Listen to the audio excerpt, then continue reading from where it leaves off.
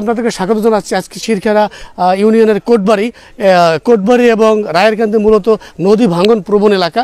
তো এই নদী ভাঙ্গন শুরু হয়েছে ইতিমধ্যে এবং এই নদী ভাঙ্গন রোধ করার জন্য কিন্তু মাদারীপুর সদর উপজেলার নবনির্বাচিত চেয়ারম্যান জনাব আসিফুর রহমান খান কিন্তু উপস্থিত হয়েছেন।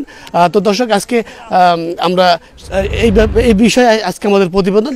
চলুন আমরা এই কোটবাড়ি এলাকার নদী ভাঙ্গন দেখে আসি এবং শুনে আসি এখানকার স্থানীয় ভুক্তভোগীদের গল্প। এখানে নদী খুব সমস্যার, পানির খুব পারছে, পানি পুরো ভেঙে যাইতে আছে। এই জন্য আমাকে এখানে উপজেলার চেয়ারম্যান আসছে মানে নদী ভাঙ্গা রক্ষা করার জন্য।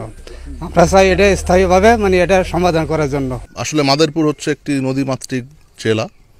আমাদের বিশেষ করে কুমার নদ এবং আড়িয়াল খাঁ নদের যেই সংমিশ্রণ তার মাধ্যমে কিন্তু আসলে আমাদের মাদারীপুর জেলার আবহমান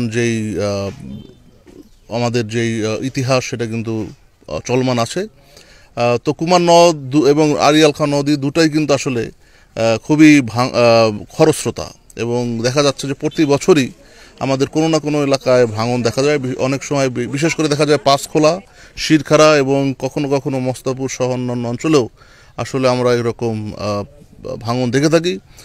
এবার দেখা যাচ্ছে যেহেতু খরার পরে হঠাৎ করেই বৃষ্টি বাদল শুরু হলো এবং দেখা যাচ্ছে যে প্রচুর পরিমাণে কিন্তু পানির একটি স্রোত শুরু হয়েছে, যার কারণে হঠাৎ করে আমরা আজকে যেখানে আছি এটা আসলে কুমার নদের পাশে, এখানে কিন্তু প্রচুর ভাঙন দেখা দিয়েছে।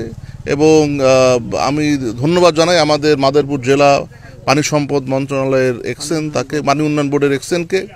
তিনি কিন্তু চমৎকারভাবে দ্রুততম সময়ের মধ্যেই তিনি কিন্তু আমাদের এখানে উপস্থিত হলেন এবং জিও ব্যাগের ব্যবস্থা করা হলো এবং আমি দেখতে পাচ্ছি যে সেটা অলরেডি তারা উদ্যোগ নিয়েছে। এটা আমার বিশ্বাস যে এটা ভাঙন রোধ করে আপাতত আমরা এই প্রোটেকশনে চলে যাচ্ছি, বাঁধ রক্ষা প্রোটেকশন, এবং এর পরবর্তীতে একটি স্থায়ীভাবে এই জায়গা দিয়ে একটি বাঁধ নির্মাণ করা হবে যাতে এই বাঁধকে আমরা এর নদীর ভাঙন যাতে আমরা ঠেকাতে পারি। নদী শাসনে আসলে স্থায়ী রূপ না হলে কিন্তু আমাদের এই যতই আমরা রাস্তা বানাই যাই করি না কেন এটা নদীর গর্ভে বিলীন হয়ে যাবে, এটাই আমরা সবসময় দেখে এসেছি।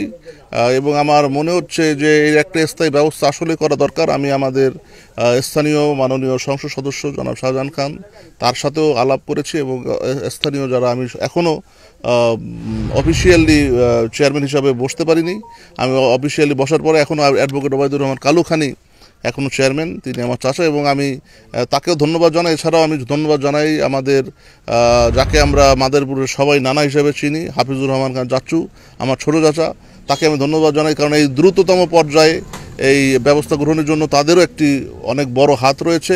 ঠিকই বর্ষার দিনে মাদারীপুর পুরা জেলায় নদী ভাঙ্গন শুরু হয়। মাদারীপুর জেলাটাই নদী ভাঙ্গন এলাকা।